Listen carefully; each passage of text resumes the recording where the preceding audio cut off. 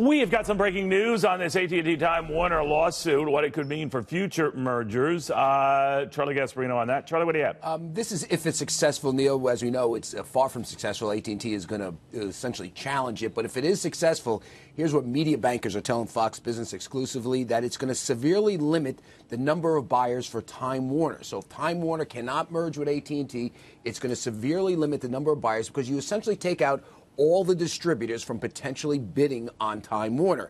They also say this, and this is where it gets really fascinating.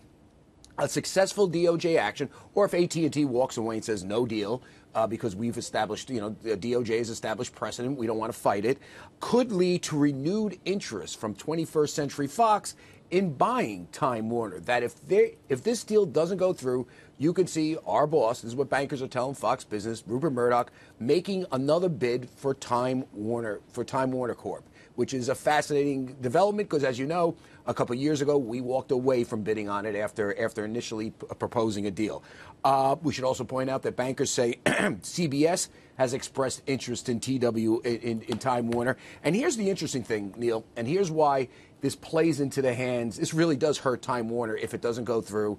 And it does play into our hands and maybe CBS's hands.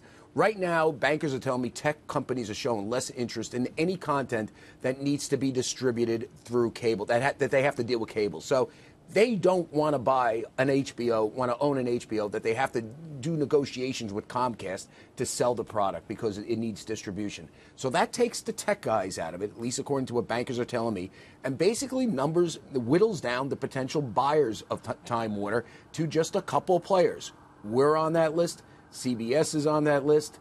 And I'm sure there's a few more that I'm forgetting. But if you think about it, you've just gone from a slew of potential bidders to just a few, and that really does stick it to Time Warner Corp.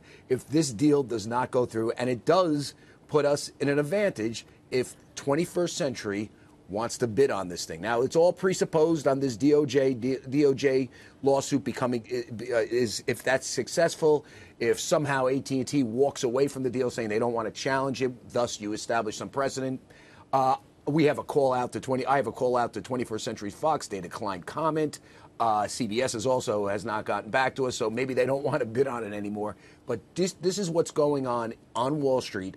This clearly has this is a major upheaval in Wall Street in terms of tech media banking deals. I mean, it really is unprecedented. Now let's see what happens with the courts. Back to you, Neil. Real quick, a lot of them now have been seeing a heightened interest in their stock until this legal challenge was coming up back and forth, and that it could drag on a while. It slowed that down a little bit. Seems like what you're saying is things might be delayed, but it's not denied, right? Delayed, not denied, but I just want to be real clear here where the sort of listen, bankers do this all day. They matchmake, right? And they basically do this matchmaking based on courts, is what they can get done, get through the Justice Department's antitrust division. If you take out distributors from the list of potential bidders for Time Warner Corp., if you say that tech is less likely to be a real bidder now, like Facebook, Google, Apple, they want to do their own content, and they don't want to deal with any sort of negotiations with cable companies, which they would have to do. And that's what bankers are telling me. You've taken the amount of bidders, narrowed it, and putting 21st Century Fox and CBS in a very strong position to potentially buy TWX. Now, there's a lot of presupposing here, including AT&T losing in court or walking away. But that's where the scenario is heading, and that's what people are talking about right now. This is a fascinating, developing story. Maybe the biggest business story of the year, aside from tax reform, is this deal and what it means for the media business going forward. To me, it's the gift that keeps on giving in terms of news. Tax cuts are bigger. That comparison's sad. All right. Sad. Thank you very much. This is huge. Huge. All right.